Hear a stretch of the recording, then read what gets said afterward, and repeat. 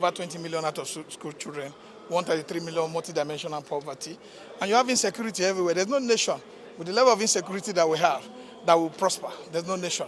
Because people must first feel secure, and that's why you look at the fundamental principle of the Constitution when it talked about that every government shall protect the life of the people and then provide that security for them. So it was very important that this fundamental principle, as enshrined in our Constitution, is respected by those in government. Those in government are not live up to expectation because of the level of mismanagement. If you look at the budget of the National Assembly, when you have 15 billion naira for library, 13 billion for car park, 15 billion for our hospital that is residing within the National Assembly. If you look at the cost of waste, even what Ali Ndume said, whether they talked about the renovation of the National Assembly sitting chamber, when you talk about 45 or 48 billion naira, and it is all poorly done. So the kind of waste that exists in our system that's deprived the child of the ordinary man in the street for having basic amenities that would have made their life a better one in a society that we are one of the largest producer of crude oil in the world. So we are one of the largest deposits of gas in the world, and we are not using it. Nothing is happening to it because we have ineffective leadership. We have leadership that is incompetent, that is docile, and that is not responsible to the yearning of the people. The leadership that does not see that they must be very proactive to take decisions. We can't tax ourselves out of this problem.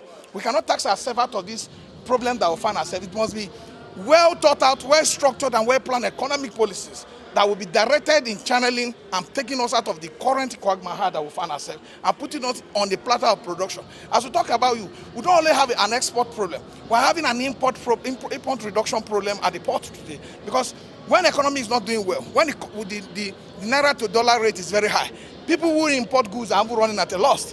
Because as you look at the inflation today, the food inflation is close to 40%. And you talk about the inflation as a whole in the country, and the employment rate is about 33%. The way the fuel subsidy removal was done, it was done without plan, it was done without consultation, it was done without proper policy. And that took cost of transportation for Nigerian workers from the percentage it was to 300% instantly. And it's an imprint on the life of those who are underemployed, those who are employed, and those who are not well paid. These are the challenges we're having in our economy, and none of us should pretend. This country is a country that if we don't collectively talk about how to save it, it will continue to nosedive. Because people who are in government are starting to see themselves as if they are beholden to themselves, as if the responsibilities that the people should come and genuflect before them and tell them thank you for voting. You put yourself out for public office. It's a voluntary decision. And that decision was endorsed by the people. And you are in the office, you must work day and night, you must show capacity, you must show sincerity of purpose in solving that problem. If not, we cannot continue in a situation where you can't save the dollar by just all these policies they are running. They must have a system that will look at whether we are going into full-blown agriculture, which is something that our people will do, and then survive, and then make sure that agricultural production is enough to feed the world, and that will save our current situation.